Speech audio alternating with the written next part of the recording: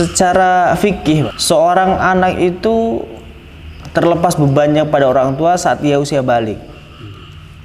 Makanya justru pendidikan yang paling pertama yang harus ditanamkan justru sebelum dia balik. Makanya Rasul sampai mengatakan, muru auladakum bisolati wahum abna'u sab'i sinin wadribuhum wahum abna'u asri sinin wa fariqu bainahuma fil madoji. Suruhlah anakmu sholat di usia 7 tahun. Ini 7 tahun ini belum usia balik. Kemudian hanya perintahnya suruh sholat aja. Sampai di usia 10 tahun suruh sholat, kalau nggak mau dipukul. Berarti udah ada penekanan. Wa farriqu bainahuma fil madoji, dan sudah mulai dipisah tidurnya. Itu standar Rasul seperti itu. Karena ketika nanti saat anak usia balik, dia sudah bertanggung jawab terhadap dirinya sendiri. Artinya dosa sudah menanggung dia. Tapi apakah dia nanti akan menjadi orang-orang yang banyak melakukan dosa dan ketaatan, itu bergantung besar pada pendidikan dia sebelum balik, Pak. Nah, setelah dia usia balik, maka tugas kita hanya mengingatkan.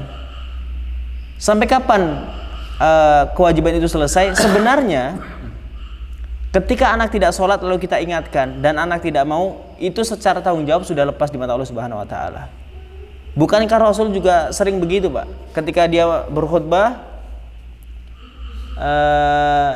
sudah disampaikan, beliau angkat tangan kemudian tanya kepada para sahabat, sudahkah saya sampaikan ini? Sudah, kata sahabat. Ya Allah, saksikanlah. Agar apa itu? Agar tidak menjadi alasan Allah nanti menghisap di akhirat. Artinya ketika satu kali dia nggak sholat diingatkan sekali, sebenarnya itu udah terlepas tanggung jawab.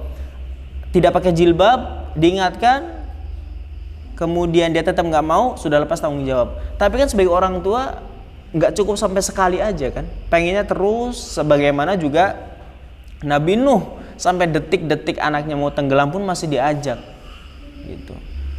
Secara beban mental ya sampai kapanpun, Mbak.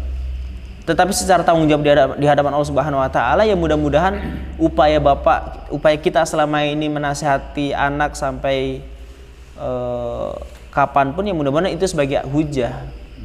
Gitu aja. Karena kalau dihitung apakah sampai menikah, enggak juga, setelah menikah juga masih ada beban tanggung jawab begitu.